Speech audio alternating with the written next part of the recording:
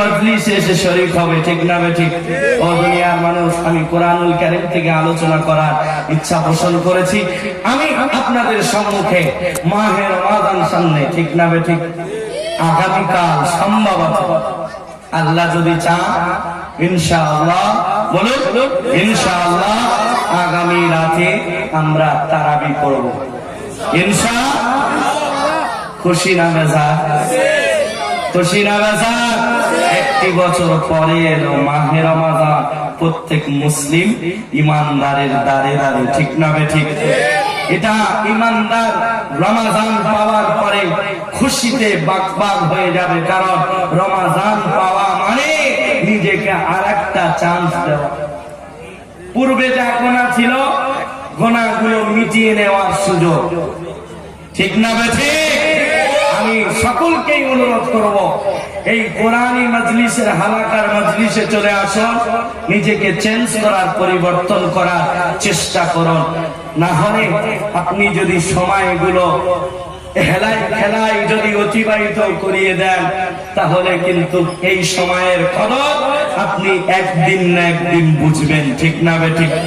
আপনি ভাববেন, ইস ওই দিন যদি একটু কোরআনের মজলিসে বসতাম, আজকে আর এই দিন দেখতে হতো না। সেটা হলো হাসরের ময়দানে আপনি যখন বিপদে পড়ে যাবেন, অল্প নেকির জন্য, অল্প সওয়াবের আশা, সওয়াব নাই, এই জন্য আপনি সেই দিন আফসোস করবেন, ইস যদি একটুখানির জন্য বসে যেতাম, আজকে জান্নাতে চলে যেতাম। জোরে বলুন।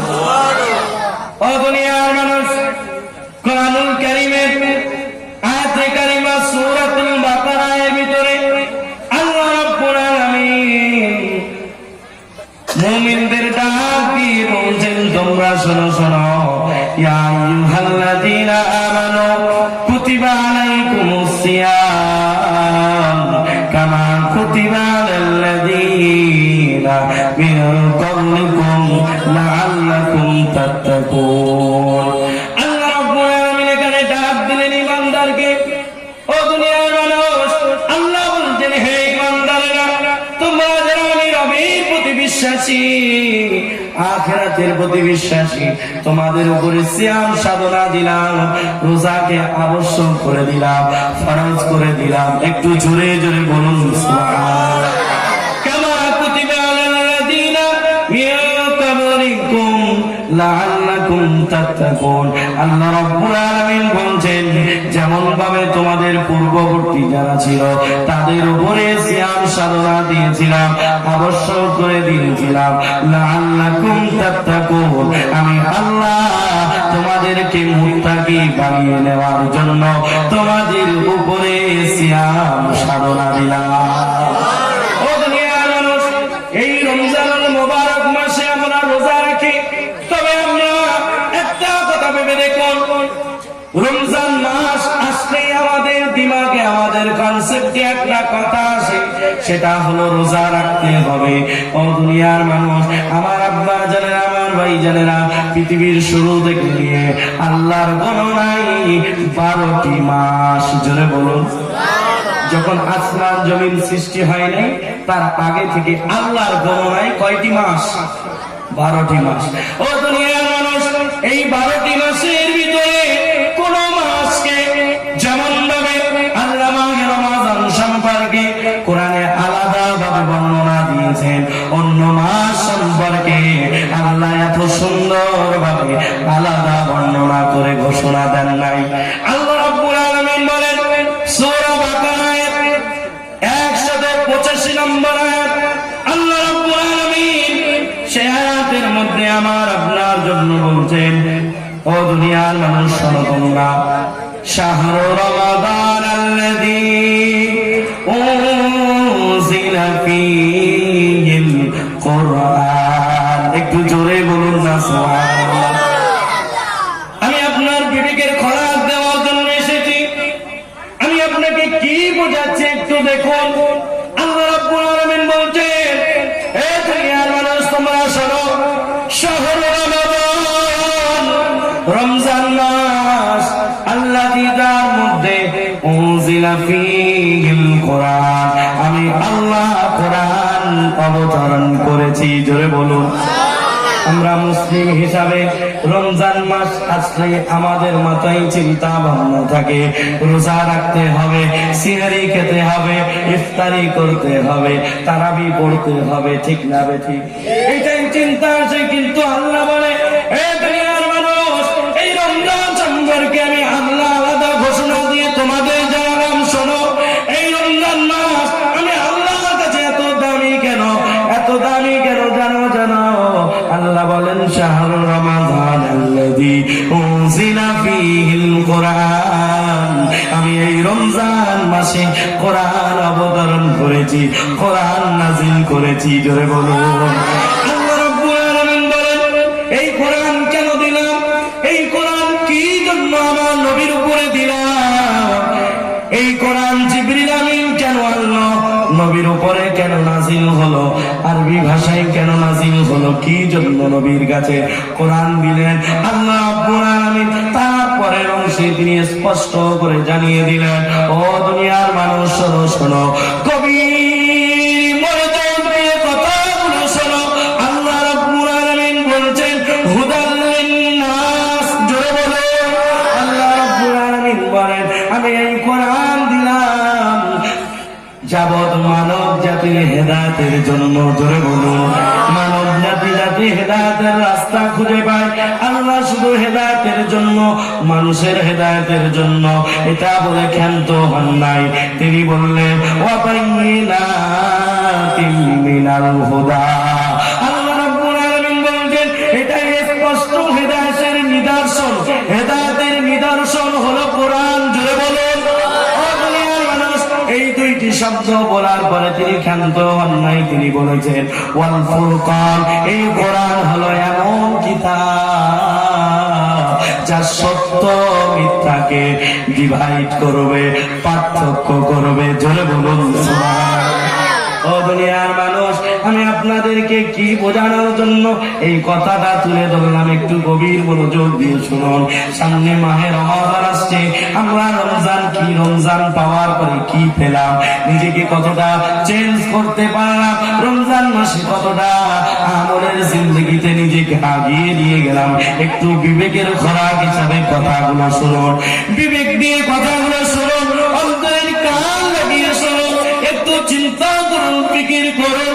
অনেক তো খেল তামাশার দুনিয়ায় সময় দিয়েছেন, চিন্তা ভাবনা করেছেন, ব্যবসা কিভাবে আগানো যায়, নিজের বিজনেসটা কিভাবে আগিয়ে নিয়ে যাওয়া যায়, নিজের বাড়িটা কত সুন্দর করা যায়, এখানে আপনার ব্রেন, আপনার মস্তিষ্ক খাটালেন। কিন্তু আমি আজকে আপনার জন্য বলে যাচ্ছি, কারণ আল্লাহ রাব্বুল আলামিন এই মানব জাতিকে তিনি বোঝার ক্ষমতা দিয়েছেন, মেধা দিয়েছেন, ঠিক না বেঠিক? আল্লাহ রাব্বুল আলামিন অন্য কোন প্রাণীকে বোঝার ক্ষমতা দেন নাই, ভালো মন্দ বিচার করার ক্ষমতা নাই। শুধু কেবলমাত্র মানুষ বিচার করতে পারে, এটা ভালো না এটা খারাপ, এটা ভালোর দিক না এটা খারাপের দিক। আল্লাহ সেই জন্য, ও দুনিয়ার মানুষ, এই মানুষ যদি একটু চিন্তা করে, ফিকির করে, আল্লাহর পরিচয় সে সহজে পেয়ে যাবে।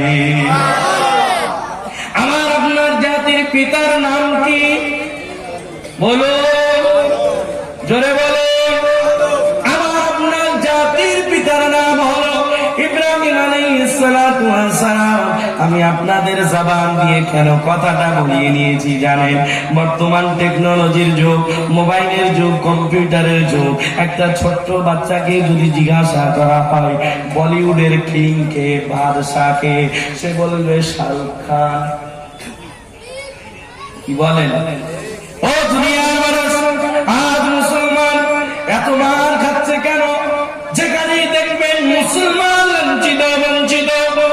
কারণ হলো এটা, মুসলিম এখন ইসলামকে নিয়ে ঘাটাঘাটি করে না, কোরআন বুঝতে চায় না, হাদিস বুঝতে চায় না, কোরআন মানতে চায় না, দুনিয়া বিলাইনের যা কিছু আছে শয়তানি কর্মকাণ্ডে ব্যস্ত আছে, কোরআন বুঝতে চায় না, কোরআনের হাকিকাত বুঝতে চায় না। এই জন্য বর্তমান সমাজে মুসলমানের এই অবস্থা, ঠিক না বেঠি? ও দুনিয়ার মানুষ, তাহলে আমি আপনাকে কেন বললাম আমার আপনার জাতির পিতার নাম গ্যারান্টি সেটা হলো আমাদের জাবান বর্তমান সমাজের যত কিছু আছে সব বলতে পারে। আপনি জানেন আপনার সব মুখস্থ আছে, আপনি মুসলিম হিসাবে দাবি করেন, আপনি ইমানদার বলে দাবি করেন। আপনাকে যদি জিজ্ঞাসা করা হয় জান্নাতের সার্টিফিকেট পাওয়া সাহাবীদের নাম 10টি যে আছে সেটা নিয়ে বলো দেখি, আপনি বলবেন আমি জানি না। ঠিক না ঠিক? আপনি সাহাবীদের যদি আপনাকে বলা হয় সাহাবীদের সব সাহাবী, ও দুনিয়ার মানুষ আরো বেশি আছে, আপনাদেরকে যদি বলা হয় আপনি গুনে গুনে 10 জন সাহাবী অথবা 20 জন সাহাবীর নাম বলুন, আপনি বলবেন আমি জানি না। ঠিক না বেঠিক? ও দুনিয়ার মানুষ, তাহলে ইসলামের প্রতি আমাদের আগ্রহ কতটা? আমি আপনি 10 বছর আগে দুনিয়াবি লাইনে কমজোর ছিলাম, কিন্তু বর্তমান সময়ে দুনিয়াবি লাইনের যত কিছু আছে সব দিকে আমি আপনি এস্টাবলিশ, আমি আপনি উন্নত। ঠিক না বেঠিক? তবে 30 বছর আগে যেমন আপনি দিনের ব্যাপারে ছিলেন কিছু জানতেন না, 30 বছর পরেও আপনি কিছু জানেন না। কি হবে আখিরাতে? জান্নাত পাওয়ার ইচ্ছা হচ্ছে, দিনের ব্যাপারে আগ্রহ কতটা দেখালেন? ও দুনিয়ার মানুষ, চলো আমার কথার দিকে যায়। আমার আপনার জাতির পিতা ইব্রাহিম আলাইহিস সালাতু ওয়াস সালাম তিনি এমন ভাবে আল্লাহর পরিচয় খুঁজে পেয়েছিলেন, তিনি একেবারে সহজে আল্লাহর পরিচয় পান নাই। তিনি তার মেধা তার প্রজ্ঞা দিয়ে তিনি চিন্তা ফিকির করে আল্লাহর পরিচয় খুঁজে বার করেছিলেন। জোরে বলুন। ও দুনিয়ার মানুষ, আমরা যে বলি আল্লাহ এক, তিনি এটা প্রমাণ পেয়েছিলেন কিভাবে? তিনি অনেক কিছু দুনিয়ায় দেখলেন, এর পূজা চলে, তার পূজা চলে। ও দুনিয়ার মানুষ, আমি আপনাকে বলছি আপনি বুদ্ধিজীবী, আপনার মেধা আছে। আমি ছোট্ট কথা আপনাদের সামনে বলতে চাইছি, আপনি বুঝে যাবেন। একটু চিন্তা করেন তো, ইব্রাহিম আলাইহিস সালাতু ওয়াস সালাম এমন পরিবারে জন্মগ্রহণ করেছিলেন, তিনি তার বাপ থেকে শুরু করে তার জাতি, তার জ্ঞাতি গোষ্ঠী সকলেই মূর্তি পূজা করত। ঠিক না বেঠিক? তিনি এই পরিবেশে জন্ম নেওয়ার পরেও ইব্রাহিম আলাইহিস সালাতু ওয়াস সালাম তিনি কখনো মূর্তি পূজা করেন নাই। জোরে বলুন। এমন পরিবেশে নিজের বাবা, নিজের পাড়া প্রতিবেশী, নিজের আত্মীয় স্বজন সকলেই অন্য লাইনে, ইব্রাহিম আলাইহিস সালাতু ওয়াস সালাম ওই জায়গা থেকে নিজের মেধা দিয়ে, নিজের প্রজ্ঞা দিয়ে, নিজের জ্ঞান দিয়ে, বিবেক দিয়ে তিনি আল্লাহর পরিচয় খুঁজে বার করেছিলেন। তিনি চিন্তা করেছিলেন ধ্রুব তারার পূজা হয়, সূর্যের পূজা হয়। ও দুনিয়ার মানুষ, তিনি চিন্তা করলেন এগুলো তো আমার প্রভু হতে পারে না, এগুলো তো আমার মালিক হতে পারে না, কারণ তারা রাত শেষ হয়ে গেলে আবার চলে যায়। ঠিক না বেঠিক? সূর্য দিন শেষ হয়ে গেলে সন্ধ্যা সেই সূর্য চলে যায়। তিনি ভাবলেন তার মেধা দিয়ে যে আমাকে ছেড়ে চলে যায় সে আমার প্রভু হতে পারে না, যে আমার সর্বসময় কাছে থাকবে। আল্লাহ বলেন আলাম ইয়ালাম বিআন্নাল্লাহা ইয়ারা, হে বান্দা তুমি যেখানেই থাকো না কেন আমি আল্লাহ তোমাকে দেখছি।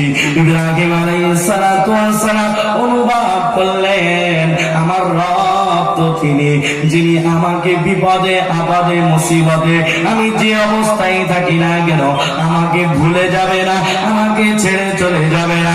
তিনি চিন্তা ফিকির করলেন সন্ধ্যা ঠিক মতন হচ্ছে, সকাল ঠিক মতন হচ্ছে, সূর্য ঠিক সময় উঠছে, ঠিক সময় অস্ত যাচ্ছে, রাতে চাঁদ ঠিক সময় উঠছে, তারকা ঠিক সময় উঠছে, সবকিছুর সময় ঠিক আছে। তিনি চিন্তা ফিকির করলেন, তিনি ভাবার পরে তিনি মহাসত্যের সন্ধান পেলেন। তারপরে তিনি ডিসিশন আনলেন এগুলো যেহেতু সব সময় মতন হচ্ছে, এর পিছনে একজন পরিচালক আছে, এর পিছনে একজন পরিচালক চালানেওয়ালা আছে। তিনি বলে দিলেন যিনি চালাচ্ছেন তিনি আমার রব রব্বুল আলামিন। একটু জোরে বলো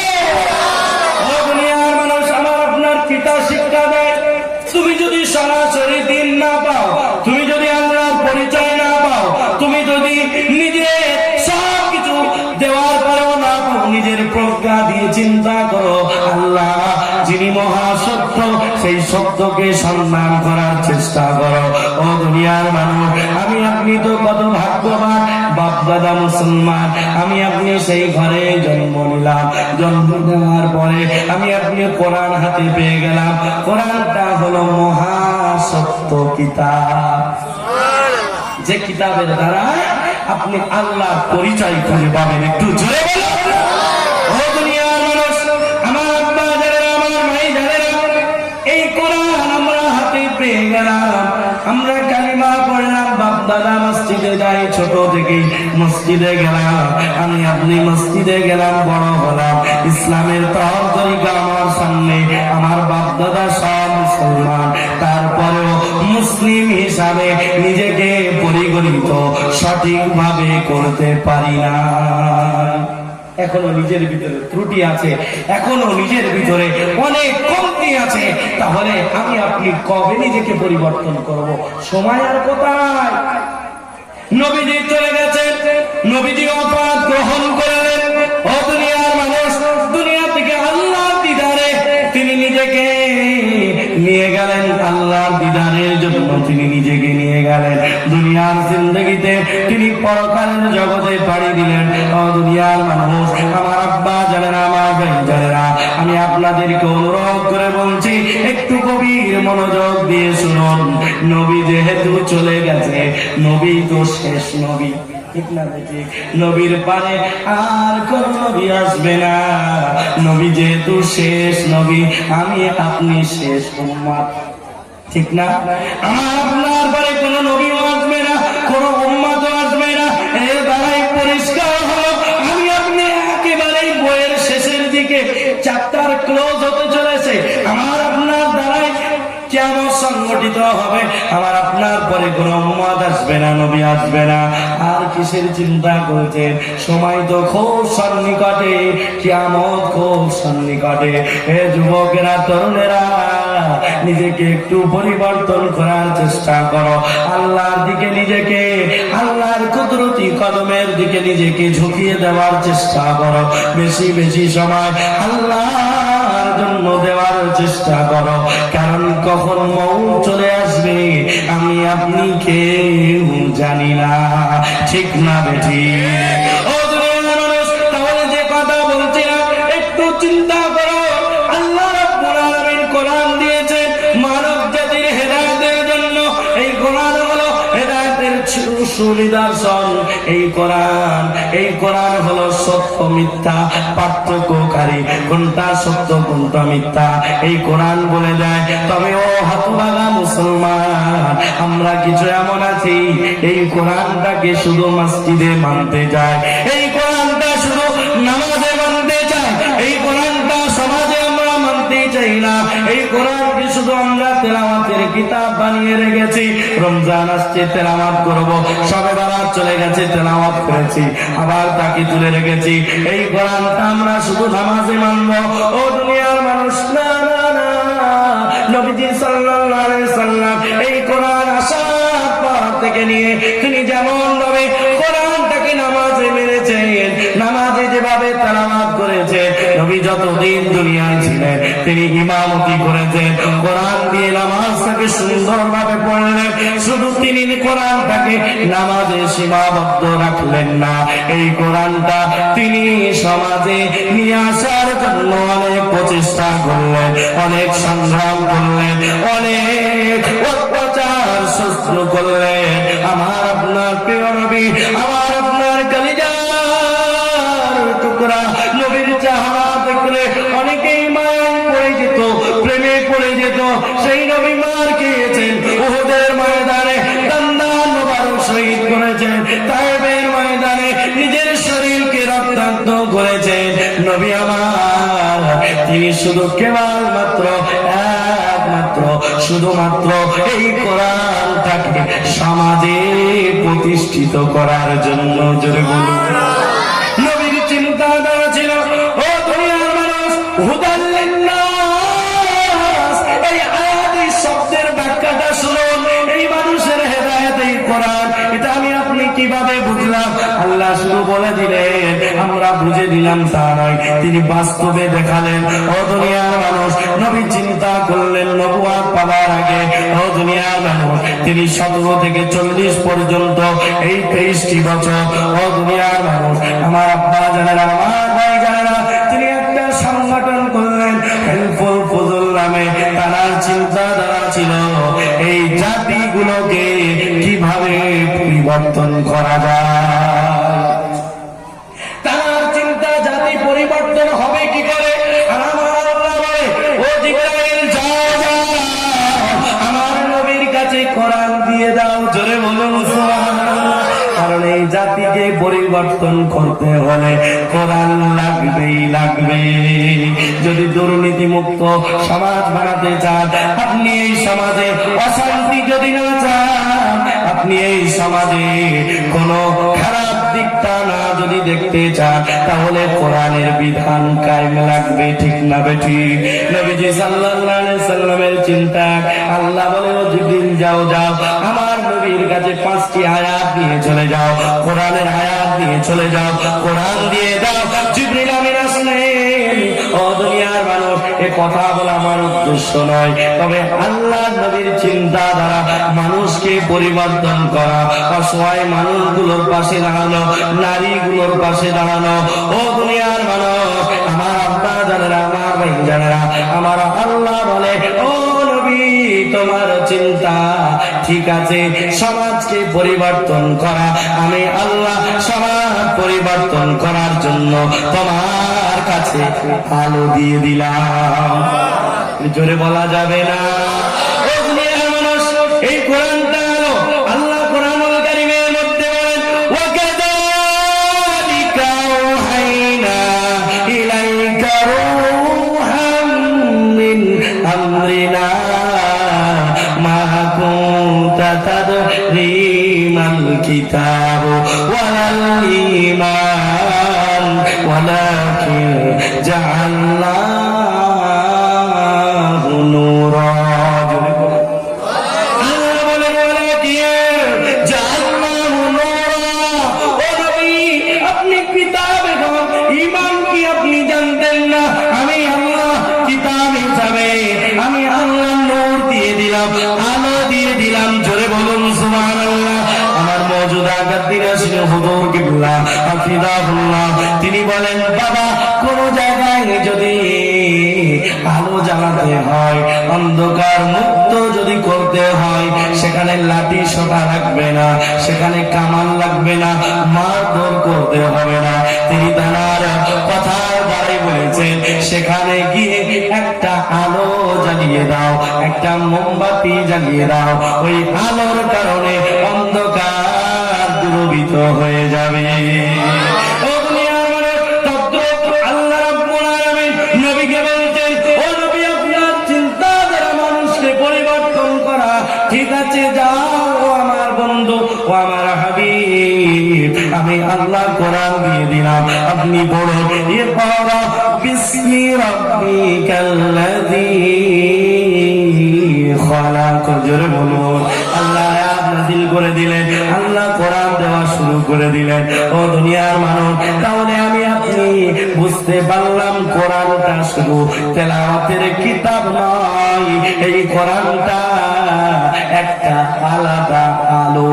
জোরে বলুন। যে আলোটা আমরা কি বুঝলাম? আলো শব্দ শোনার পরে ঘরে যখন কারেন্ট চলে যায়, আমি আপনি কি এই কোরআনটা যদি ভাঁজ করে ভাবে খুলে ধরি, তাহলে এই কোরআন কি ঘরটাকে আলো করে দিবেন? এই কথা নাকি? আল্লাহ কি এটাই বোঝাতে চেয়েছেন নাকি? না না না। ও দুনিয়ার মানুষ, ও আমার আব্বা জানেরা, আমার ভাই জানেরা, আল্লাহ এই কথা বোঝাতে চান নাই, আল্লাহ এই কথা বোঝাতে চেয়েছেন। ও আমার বান্দা বান্দি, শুনে যাও, শুনে যাও। তোমরা ব্যক্তি জীবনে, তোমার পারিবারিক জীবনে, তোমার সামাজিক জীবনে, তোমার রাষ্ট্রীয় জীবনে, তোমরা যদি আলাদা নূর আলো শান্তি পেতে চাও তাহলে এই কোরআনের বিধি বিধানটা তোমরা মেনে নাও। জোরে বলো। ও দুনিয়ার মানুষ, আমি যে কথা বলছিলাম, নবীজি শুধু এই কোরআনটাকে নামাজে সীমাবদ্ধ রাখেন নাই, ইবাদতে সীমাবদ্ধ রাখেন নাই, তেলাওয়াতে সীমাবদ্ধ রাখেন নাই। নবীজি এটাকে সমাজে প্রতিষ্ঠিত করার জন্য অনেক চিন্তা ভাবনা, অনেক প্রচেষ্টা, অনেক কষ্ট সংগ্রাম করেছেন। শেষ বেশ দুনিয়ার মানুষ নবুয়তের পর থেকে নিয়ে 13টি বছর 40 থেকে 53 অনেক কষ্ট, অনেক সংগ্রাম তিনি করলেন। শেষে ও দুনিয়ার মানুষ তিনি প্রতিষ্ঠিত করিয়ে দেখিয়েছেন। ও দুনিয়ার মানুষ, এই কোরআনটা যেভাবে তিনি নামাজে মসজিদে যেভাবে তেলাওয়াত করতেন, কোরআন তেলাওয়াত করতেন, এই কোরআনটাকে তিনি সমাজে এনে দেখিয়েছেন। তিনি 53 থেকে 63 এই 10টি বছর নিজে আল্লাহর নবী, আল্লাহর হাবিব, আমার আপনার কলিজার টুকরা নবী আমার, তিনি কি করলেন? ও দুনিয়ার মানুষ, আমার আব্বা জানেন, আমার ভাই জানেরা, তিনি এই 10টি বছর নিজে রাষ্ট্রনায়ক হয়ে, প্রেসিডেন্ট হয়ে, প্রধানমন্ত্রী হয়ে এই কোরআনকে সংবিধান বানিয়ে, মসজিদে নববীকে পার্লামেন্ট বানিয়ে দিনে নিজে রাষ্ট্রনায়ক হয়ে দেশ পরিচালনা করেছিলেন। জোরে বলুন। ও দুনিয়ার মানুষ, আপনি বলবেন আমি নামাজে মানবো শুধু।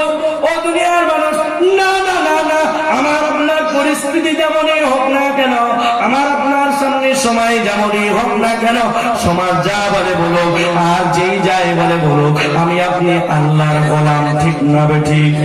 বলুন বলুন। আমি আপনি আল্লাহর গোলাম। এই গোলাম হওয়ার কারণে আমার আপনার কাছে আল্লাহর কথার ভান্ডার কালামুল্লাহ প্রত্যেকটি কথা মানা দরকার আছে না?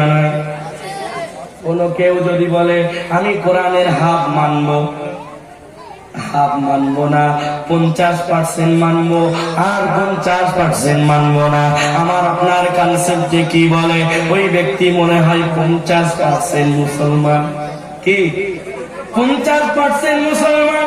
না না না ভাইজান, দুনিয়ার মানুষ একটু খেয়াল করুন, কোরআনে হাফ করলে 50-50 হয়, এটা তো দূরে যাক। কোরআনের যদি 114টি সূরার ভিতরে কোন একটি শব্দকে কেউ অস্বীকার করে দেয়, তার ঈমান হলো 0%। ঠিক না ঠিক? ও দুনিয়ার মানুষ, সে যেই হোক, আযান নাচির ব্যক্তি হোক, ফুরফুরার ব্যক্তি হোক, তাবলীগের ব্যক্তি হোক, আমার আব্বা জানেরা, আমার ভাই জানেরা, আল্লাহর বান্দা যদি সে হয় তাহলে তার অবস্থা জাহান্নামে। ঠিক না ঠিক? কোরআনকে অস্বীকার করা যাবে না, যাবে না, যাবে না। ঠিক না বেটি? একটু আগে আসুন তো, বারে বারে বলছি, একটু আগে আসুন, আগে আসুন, একটু আগে আসুন, মেহরবানি করে একটু আগে আসুন। দরুদ শরীফ পড়ুন। আল্লাহুম্মা সাল্লি আলা ওয়া আলা আলি সাইয়্যিদিনা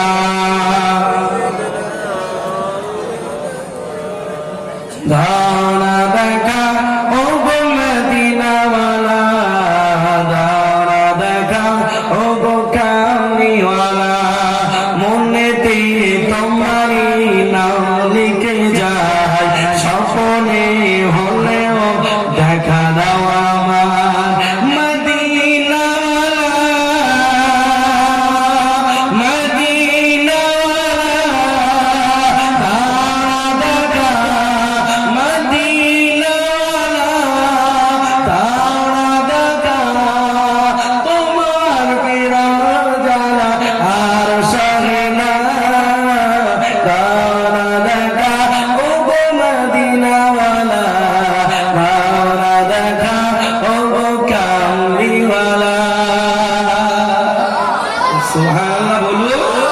তোমারই দেশ নবী কত যে দূরে, যেতে টাকা করে না যাব কি করে, ধারা দেখা ও গো শাহে মদিনা, তোমারই জন্য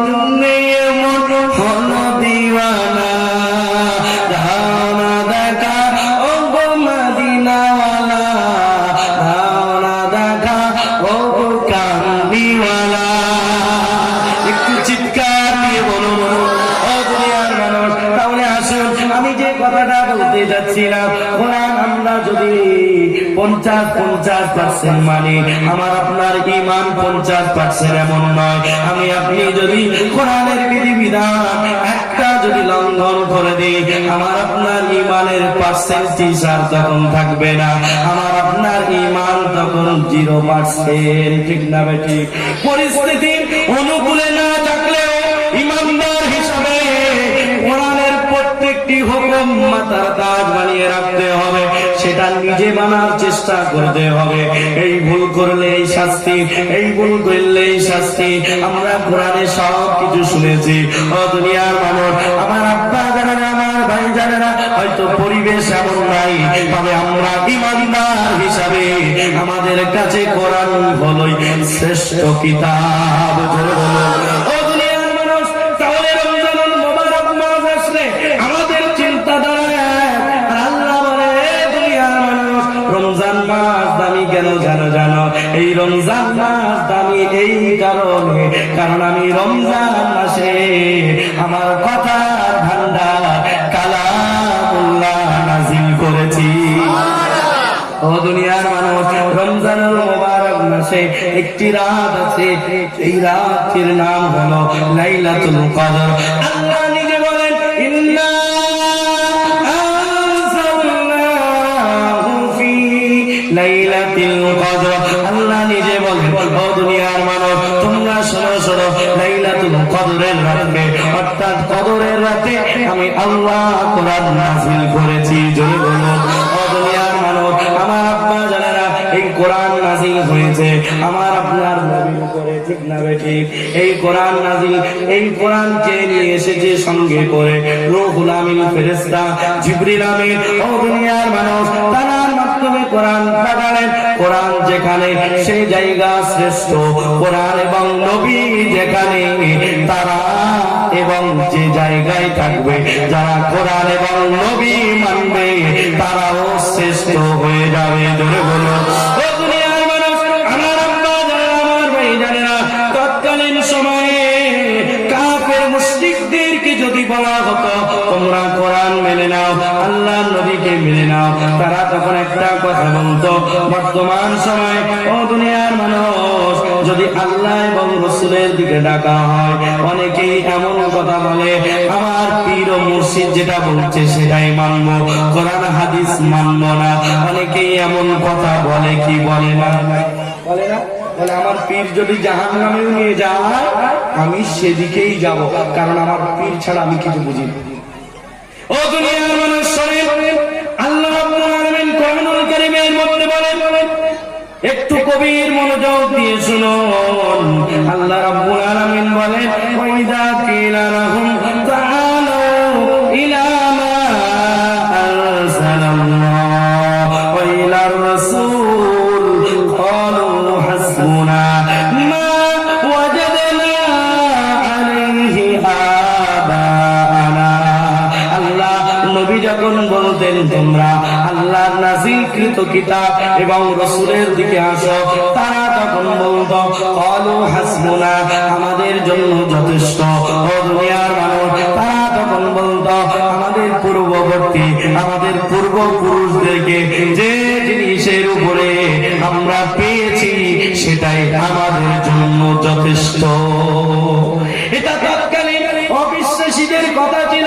ও দুনিয়ার মানুষ, আমি আপনি যে মুর্শিদের অনুসারী, এখানে দেখুন নামটা লেখা আছে মুজাদ্দিদে জামান আল্লাহর ওলি আল্লামা আযান গাজী রাহমাতুল্লাহ আলাইহি। তিনি আল্লাহর বান্দাগুলোকে কোরআনের মাধ্যমে আল্লাহর দিকে ডাকছেন। জোরে বলুন সুবহানাল্লাহ। আমি এই কথা কেন বলি জানেন? কারণ তার কথাগুলো আমার হৃদয় ছুঁয়ে গেছে। তার কথা চয়ন, তার শব্দ চয়ন এবং তার কোরআন এবং হাদিস রিসার্চ করে যে কথাগুলো মুসলিম উম্মার জন্য দিয়ে গেলেন, এ কথা সাধারণ কথা হতে পারে না। কারণ তিনি যে কথাটা বলেছেন, কেউ যদি এটাকে বাস্তব জিন্দেগিতে রূপান্তর করতে পারে, তাহলে ওই ব্যক্তিটা নিজেকে আল্লাহর কাছে প্রিয় বানিয়ে নিতে পারবে। ও দুনিয়ার মানুষ, তাহলে আমার আপনার মাকসাদ এখানে গিফটি মারেন, আমি এখানে আসবো। আমার কথাটা, মূল কথাটা শেষ করতে দেন ও দুনিয়ার মানুষ। তাহলে আমার আপনার উদ্দেশ্য, আমি আপনি কোরআন মানবো এবং নবী মানবো। জোরে বলুন সুবহানাল্লাহ। নবীর কথা এবং কোরআনের কথা বোঝার জন্য আল্লাহ তাআলা বলেছেন, ফাসআলু আহলাদ যিকরি ইন কুনতুম লা তা'লামুন। তোমরা যেটা জানো না, যারা জানে তাদের কাছে যাও জানার জন্য। জোরে বলো। আমি জানার জন্য কোরআন হাদিস হয়তো ভালো করে আমি বুঝি না, প্রাইভেট টিচার হিসাবে আমি আল্লামা আযহার রাহমাতুল্লাহ আলাইহিকে মেনেছি, তাকে প্রাইভেট টিচার হিসাবে আমি রেখেছি। ও দুনিয়ার মানুষ, আপনি কোরআন সুন্নাহ বোঝার জন্য, মানার জন্য, এটাকে বাস্তব জীবনে আনার জন্য আপনি প্রাইভেট টিচার হিসাবে আপনি ফুরফুরা দাদা হুজুর পীর আবু বকর সিদ্দিক রাহমাতুল্লাহ আলাইহিকে পার্সোনাল শিক্ষক মানতে পারেন, ঠিক না বেঠিক? তবে আপনি যদি বলেন আমার পার্সোনাল, আমার প্রাইভেট শিক্ষকটাই প্রধান, আমার প্রাইভেট শিক্ষক যাই বলুক মেনে নেব, তবে জেনে রেখে দেয়, প্রাইভেট শিক্ষক যদি প্রধান শিক্ষক আমার আপনার মুসলিম উম্মার প্রধান শিক্ষক, কোরআনের শিক্ষক, প্রধান শিক্ষক হলো মুহাম্মাদুর রাসূলুল্লাহ। ধরে বলুন, কোন প্রাইভেট শিক্ষক যদি প্রধান শিক্ষকের সূত্রের বাইরে পড়ায়, ও দুনিয়ার মানুষ, আপনি ইমানদার হিসাবে ওই প্রাইভেট টিচারের পড়া মানবেন নাকি? মানবেন আপনারা? আমি তো গোলাবাজারি করে বলি, আল্লামা আযহার রাহমাতুল্লাহ আলাইহির কথাগুলো কোরআন সুন্নাহ মোতাবেক যদি না হতো, আমি মিজান বিশেষ করে মানতাম না। ও দুনিয়ার মানুষ, শুনে রেখে দেন, আল্লামা আযহার রাহমাতুল্লাহ আলাইহি মুসলিম উম্মাহকে কি দিচ্ছে?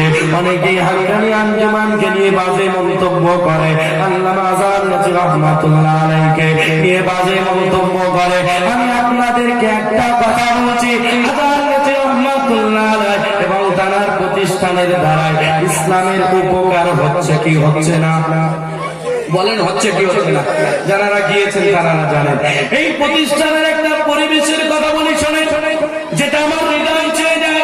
আমি তো অনেক জায়গায় গিয়েছি, পর্যবেক্ষণ করেছি। এই প্রতিষ্ঠানের একটা পরিবেশের কথা আপনার কাছে বলি, আপনার যদি ভালো লাগে 18 নম্বর বাগমারিতে একবার গিয়ে দেখে আসবেন। আমি মিথ্যা বললাম না, সত্য বললাম।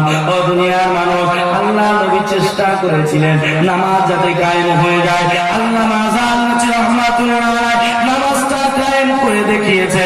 তার প্রতিষ্ঠানে যখন ইকামত শুরু হয়ে যায়, আমি নিজের চোখে দেখেছি, যে এমন ব্যক্তি হোক না কেন, যত দামি ব্যক্তি হোক না কেন, যত দামি কাজ নিয়ে পড়ে থাকুক না কেন, অফিসের কাজ বলো, নিজের পার্সোনাল কাজ বলো, যখন মুয়াজ্জিন ইকামত দিয়ে দেয়, সকলে নিজের কাজ ফেলে দিয়ে নামাজে শরীক হয়।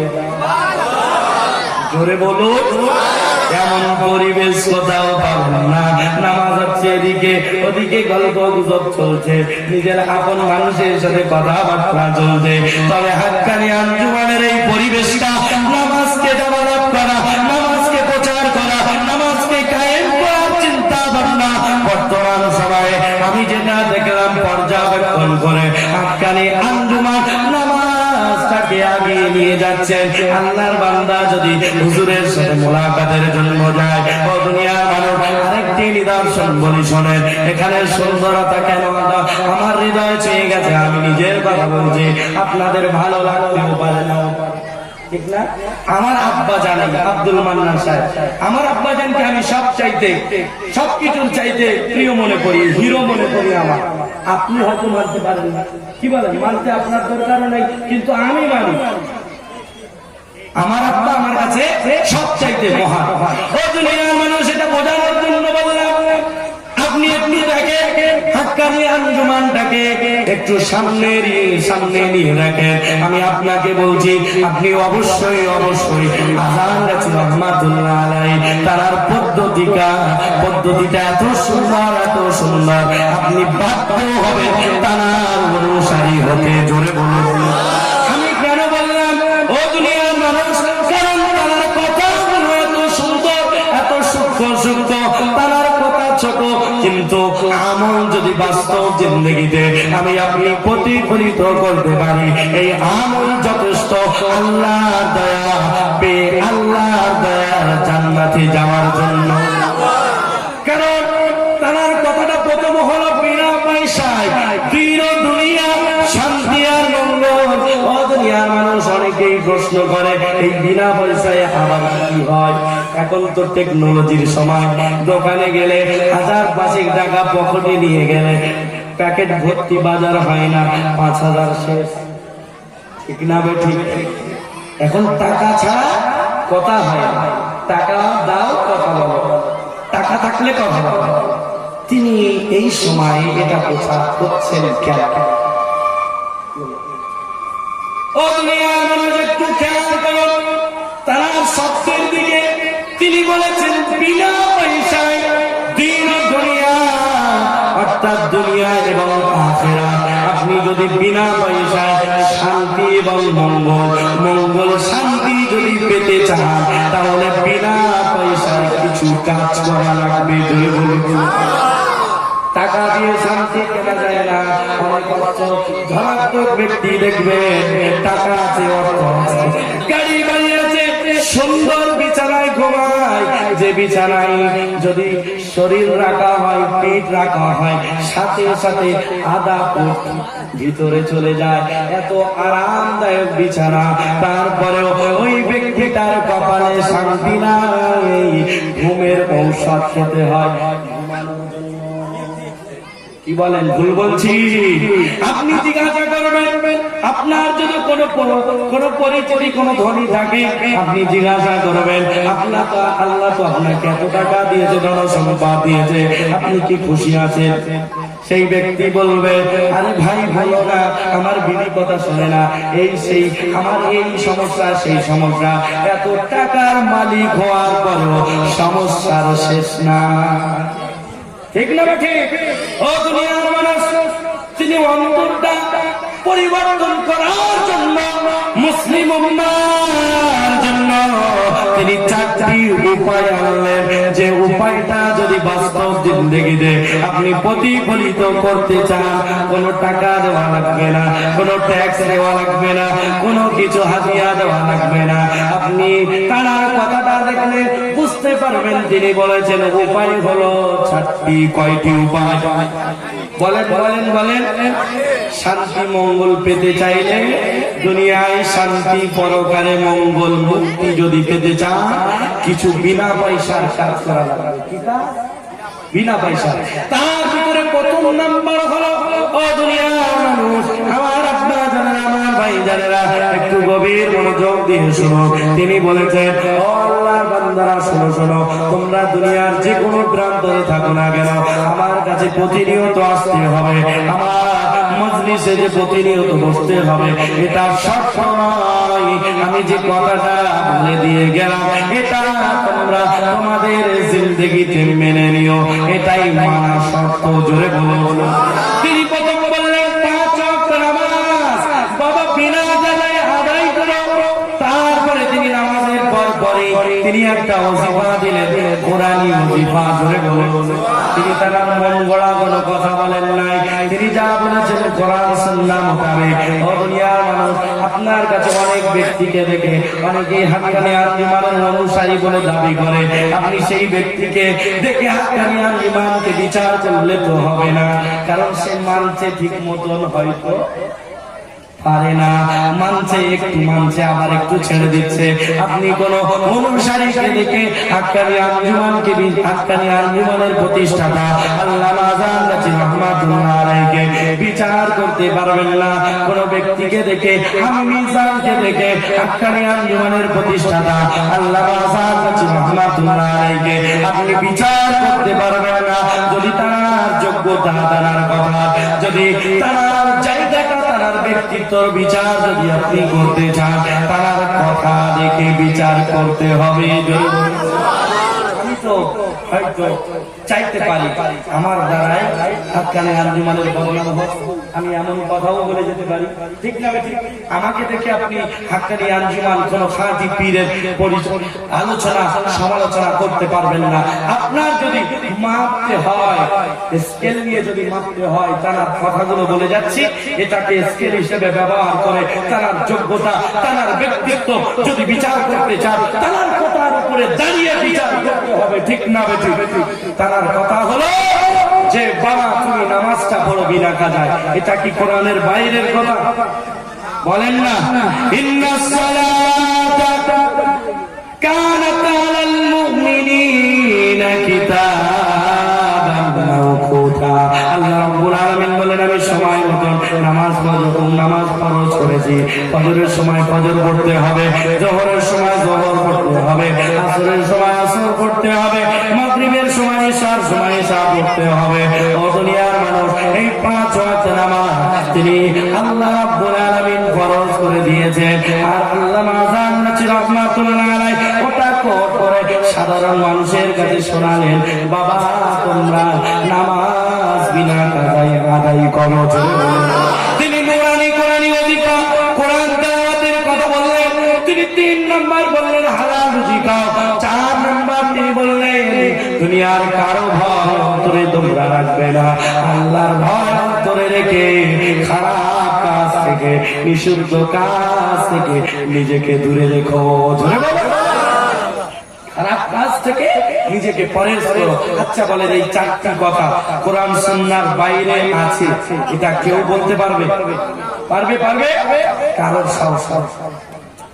ও দুনিয়ার মানুষ, আমার আব্বা জানেরা, আমার ভাই জানেরা, আমি যে কথাটা বলছিলাম হাক্কানি আঞ্জুমানের আরেকটি সৌন্দর্য, যেটা আমি দেখে বড় খুশি হয়, আপনারা হচ্ছেন কিনা বা দেখে খুশি হন কিনা আপনাদের ব্যাপার।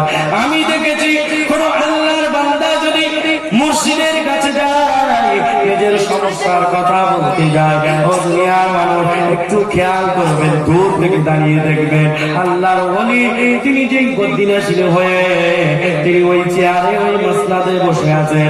ও দুনিয়ার মানুষ, তিনি চাইলে দামি কোনো চেয়ার, দামি কোনো গাদ্দা নিয়ে বসে থাকতে পারতেন। তবে দুনিয়ার মানুষ, আল্লাহর বান্দাগুলো যখন মোলাকাতের জন্য যায়, হুজুর আমার তিনি তানার হুজরা দরওয়াজার কাঠটা ধরে ধরে আল্লাহর বান্দা যেখানে দাঁড়িয়ে ঠিক সোজাসুজি তিনি দরওয়াজার কাঠটা ধরে দাঁড়িয়ে দাঁড়িয়ে আল্লাহর বান্দা যদি আধা ঘন্টা 1 ঘন্টা যদি নিজের পারিবারিক সমস্যা, নিজের কোনো সমস্যা, নিজের কোনো রোগের ব্যাপারে দোয়া চাওয়ার জন্য সমস্যার কথা শোনাই, আল্লাহর ওলি আল্লাহর বান্দার সমস্যা কথা তিনিও দাঁড়িয়ে দাঁড়িয়ে শোনেন।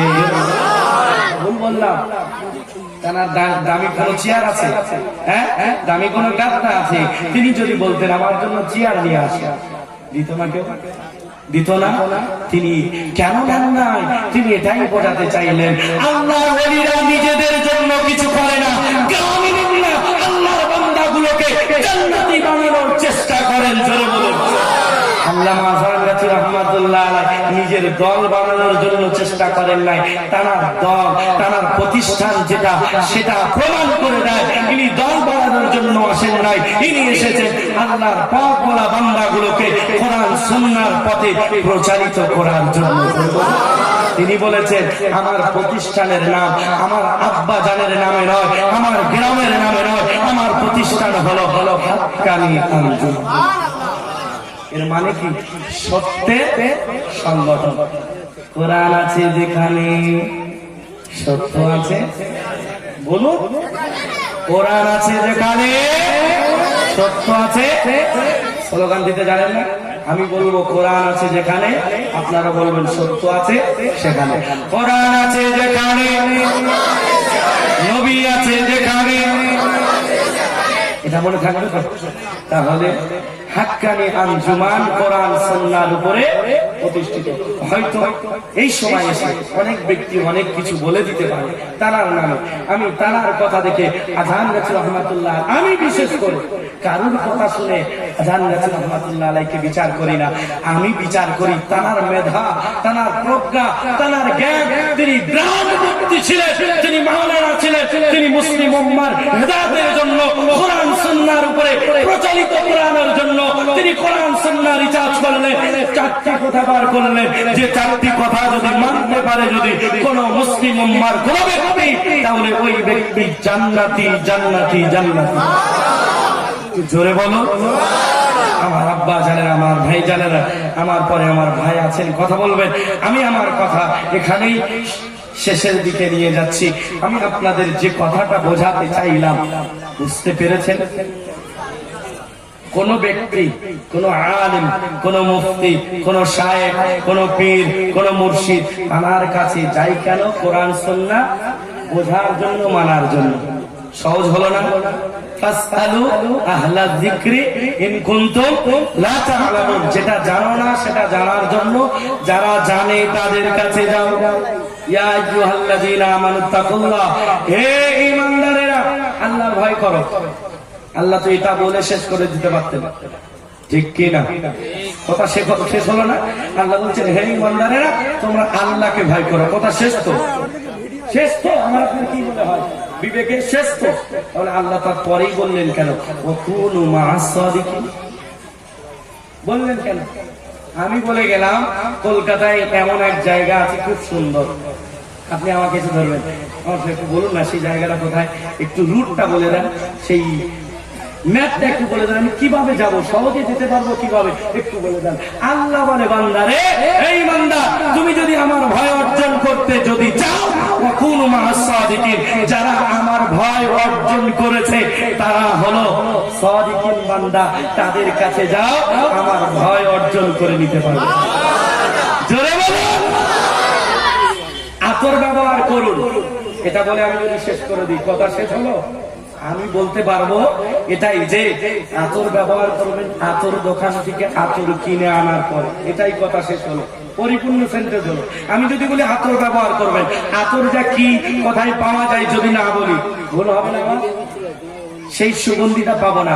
আল্লাহ বলে, বান্দা আমার ভয় যদি পেতে তোমরা অর্জন করতে চাও, যারা অর্জন করে মসনাদে ওই সম্মানিত জায়গায় বসে আছে, কামেল পীর, কামেল ওলি, কামেল আলেম, মুফতি, যারা নিজেকে পরিবর্তন করে আল্লাহর জন্য নিজেকে ছুপে দিয়েছে, তাদের কাছে যাও, আল্লাহর ভয় অর্জন করতে পারবে।